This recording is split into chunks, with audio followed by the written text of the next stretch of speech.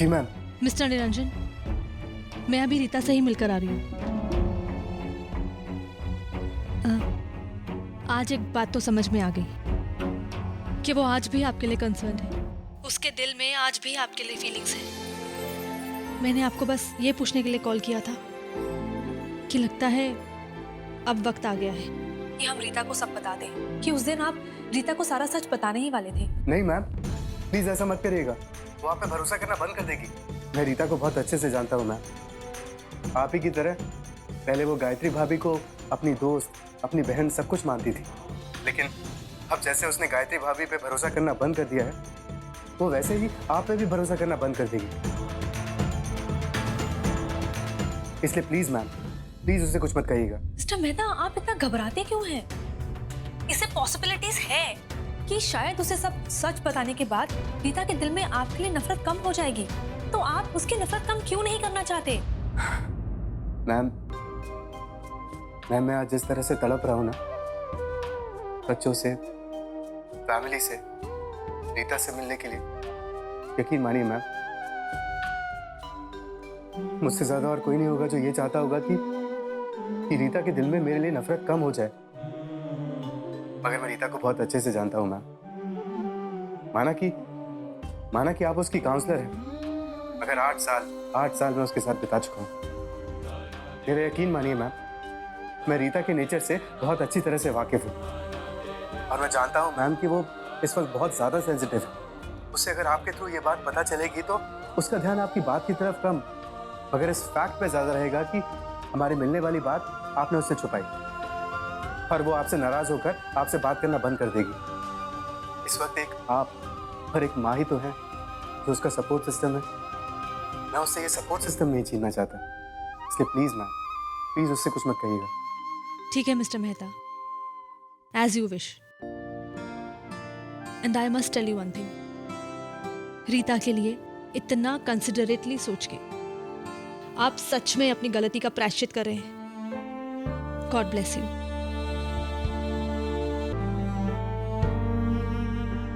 God तो मुझे उस दिन ब्लेस करेगा मैम, जिस दिन मुझे अपने बच्चों से मिलने की परमिशन मिल जाएगी। मैम, क्या आपने बच्चों से मिलने वाली बात की रीता से? हाँ, मैंने बात की थी, लेकिन उसने साफ मना कर दिया। लेकिन मैं उसे अभी इस वक्त फोर्स नहीं कर सकती। आपको थोड़ा और वेट करना होगा। मैम, अब बच्चों से मिलने के लिए और इंतजार नहीं कर सकता मैं। प्लीज कुछ कीजिए ma'am. I understand mister Mehta, लेकिन रीता का जख्म अभी ताज़ा है, उसे थोड़ा टाइम लगेगा। बट हाँ, आप गिव अप मत करना। Take care. Bye ma'am.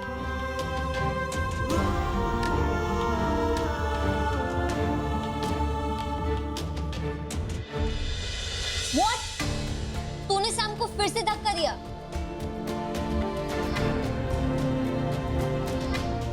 हाँ प्राची, मैं क्या करती प्राची, मुझे फिर से गुस्सा आ गया। गॉड हेट्स, जंगली बिल्ली बन गई है तो जंगली बिल्ली, तेरा कुछ नहीं हो सकता। अब तो सैम गया समझ। ओह गॉड प्राची, डरा मत मुझे। सैम को मनाने का कोई आइडिया दे। आइडिया दिया तो था, कुछ काम आया तेरे?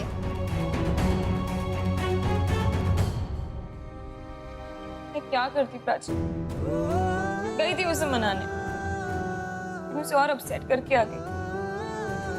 हाँ तो वो मेरे पीछे आया और ना ही उसने एक बार फोन किया। सैम को सच में बहुत अपसेट कर दिया।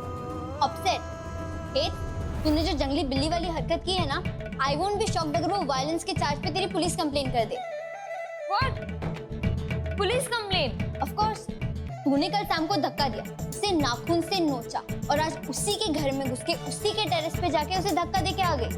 इसे वायलेंस कहते हैं, इट्स वायलेंस। और वायलेंस चाहे लड़का करे या लड़की, दोनों ही गलत है। तो अगर सैम ने तेरी पुलिस कंप्लेन की ना, तो मैं तो सैम की साइड पे रहूंगी।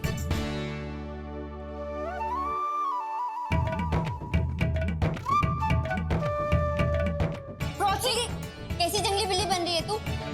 अपनी हरकतों से बाज नहीं आएगी।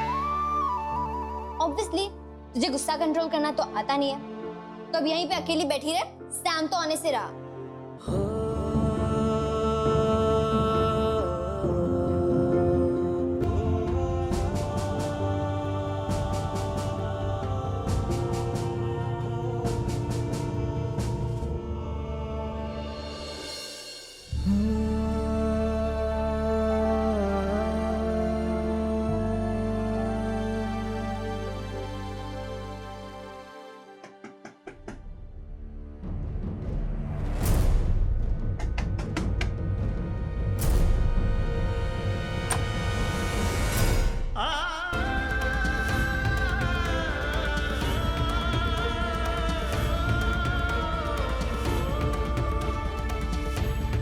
मैं सच कह रहा हूँ माँ, मेरे और माया के बीच में कोई अफेयर नहीं है। मुझे मेरे बेटे पे पूरा विश्वास है। ये मेरी झूठी कसम कभी नहीं खा सकता। एक बार मुझे सच का पता लगने दो। अगर निरंजन गलत निकला तो मैं हमेशा के लिए उससे नाता तोड़ दूंगी। नहीं छोड़ूंगा। निरंजन, मुझे माफ कर दो माँ, प्लीज रीता से कुछ मत कहना माँ। माँ मैं तब तक नहीं आऊंगा जब तक तुम मुझे ये वचन नहीं दे देते कि तुम रीता से कुछ नहीं कहोगी, चाहे मैं यहाँ कार में भूखा प्यासा मर ही क्यों ना जाऊँ, मगर मैं नहीं आऊंगा। एक बात अच्छे से याद रखना निरंजन, आज के बाद रीता की आंखों में एक भी आंसू नजर नहीं आना चाहिए। रीता, रीता क्या हुआ? रीता,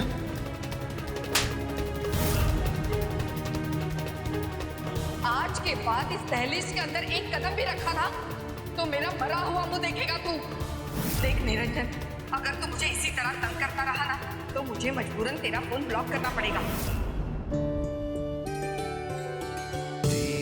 का उजास बोले सारा आकाश बोले, अपनों से होता है संसार। आशा की धूप है ये, मंदिर का रूप है ये, है तेरे पास लेकिन तुझसे ही दूर है ये। कहते हैं जिसको परिवार, संयुक्त हो, संयुक्त हो,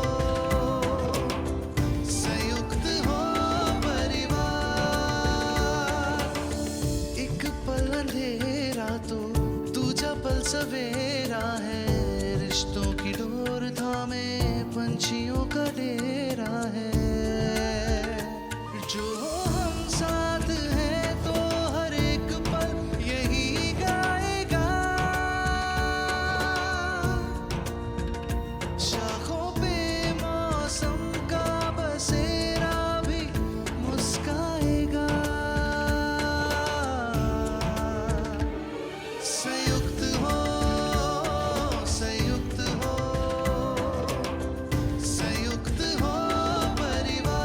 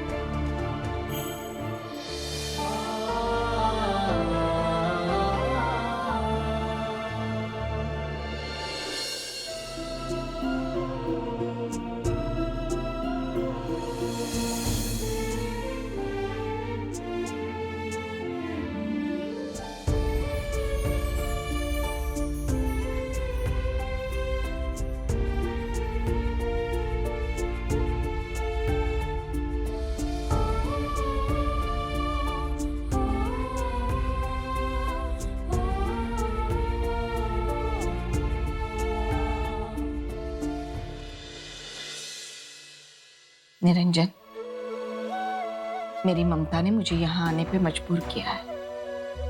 तू ये मत सोचना कि मैंने तुझे माफ कर दिया है।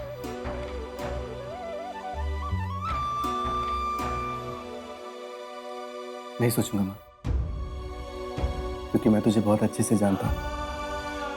मैं जानता हूँ माँ, तूने रीता को वचन दिया है।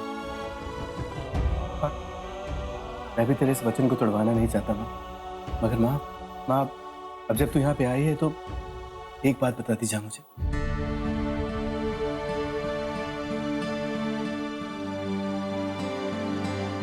तूने रीता को बेटी बना के उसे जीवन में आगे बढ़ने का रास्ता दिखाया, उसी तरह से मैं तो खुद तेरा बेटा हूं माँ। माँ, मैं मानता हूं कि मुझसे गलती हो गई, और अब मैं चाह के भी समय के पहिए को वापस नहीं घुमा सकता माँ। इसलिए माँ, तू ही मुझे कोई रास्ता दिखा, मैं अपनी सजा समझ के अपने बच्चों के बिना रह लूंगा। मगर माँ, मेरे बच्चों का क्या? उन्हें अपने बाप के बिना रहने की सजा क्यों दी जा रही है माँ?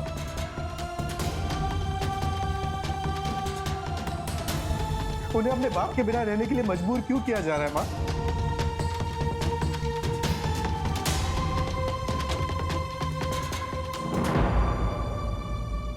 माँ, माँ, जिस तरह से तूने रीता का साथ दिया, उस तरह से अपने पापी बेटे का भी साथ दे।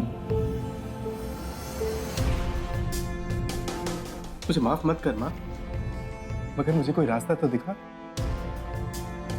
मुझे बता माँ कि मैं एक बाप होने का फर्ज कैसे निभाऊं। मैं जानता हूं माँ कि मैं एक अच्छा बेटा नहीं बन पाया, एक अच्छा पति नहीं बन पाया, मगर माँ, मैं बुरा बाप नहीं बनना चाहता।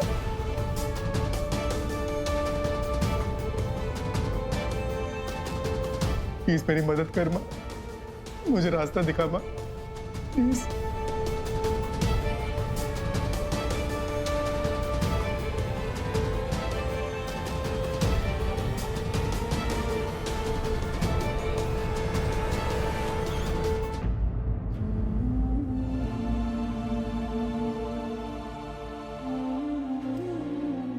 Niranjan,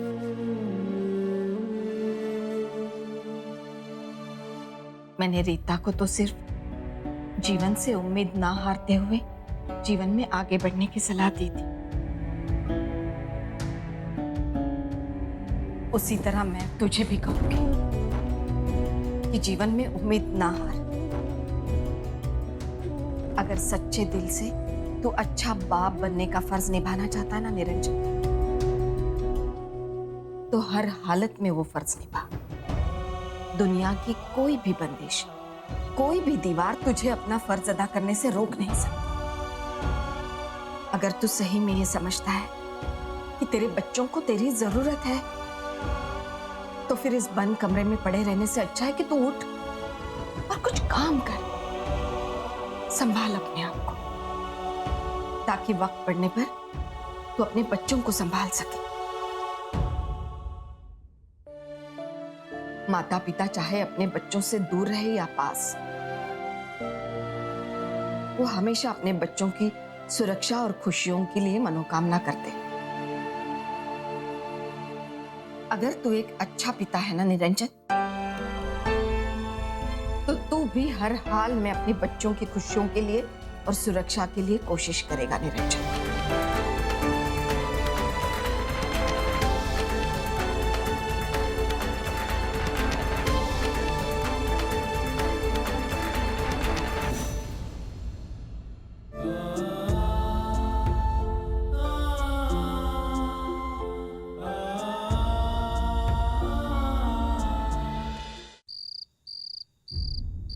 Ravi has one balloon. The grapes are sweet. Neha has a brown dog. Radha is a beautiful girl. The sharp knife cut my finger. पलक, वो पिछले वाला सेंटेंस दोबारा बोलो। Radha is a beautiful girl.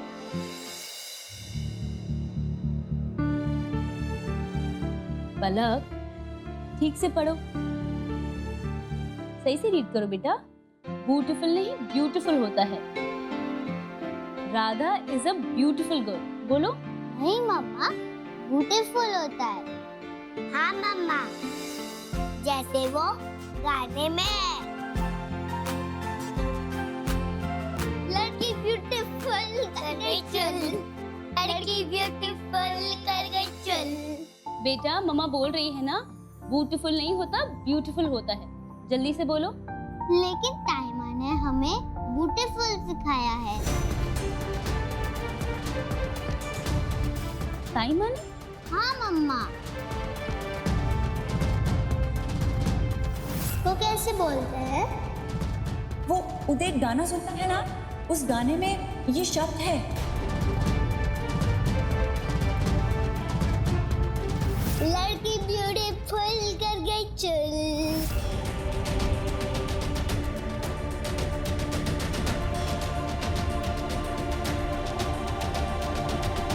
बेटा, ताई माँ ने गलत सिखाया है। नहीं, गाने में भी वही है। गाने में भी गलत प्रोनाउंसिएशन है।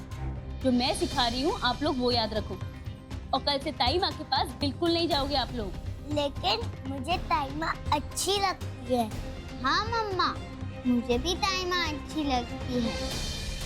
मैं उनके साथ ही रीडिंग करूंगी। आप दोनों में से कोई भी नहीं जाएगा ताई माँ के पास में। और अगर आप दोनों में से कोई भी गया ना ताई माँ के पास में पढ़ने के लिए, तो मम्मा बहुत गुस्सा होंगी। समझे आप दोनों?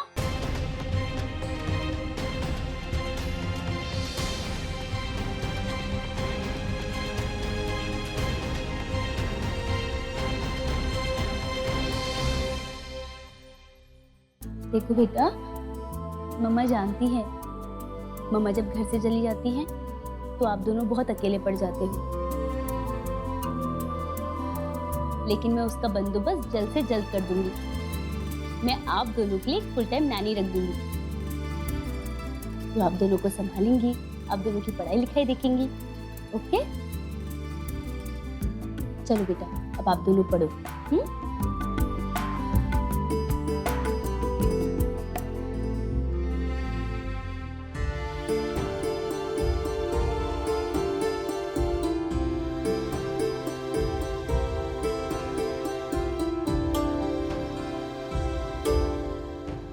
Hello, Mrs Oberoi. हाय, मैं रीता मेहता बोल रही हूँ, आपके बेटे मंटू की क्लासमेट पलक की मदर। हाँ, मैं अच्छी हूँ। आप कैसी हैं? मिसेस ओब्रॉय, पिछली बार जब हम स्कूल में मिले थे, आपने बताया था कि आपने अपने बेटे के लिए एक नानी रखी है। एक्चुअली मुझे भी एक नानी की ज़रूरत है, तो क्या आप... ओके ओके ओके, तो अभी आपको संगीता की ज़रूरत नहीं है ना? तो आप उसको मेरे पास भेज दीजिए। हाँ हाँ, वैसे भी उसको आपके बेटे को संभालने का 2 साल का एक्सपीरियंस भी तो है। हाँ, मैं उसे फौरन काम पे रख लूँगी। Thank you so much Mrs Oberoi. बेटा, कल से आप दोनों को संभालने के लिए संगीता आ रही है, मंटू की पुरानी नानी।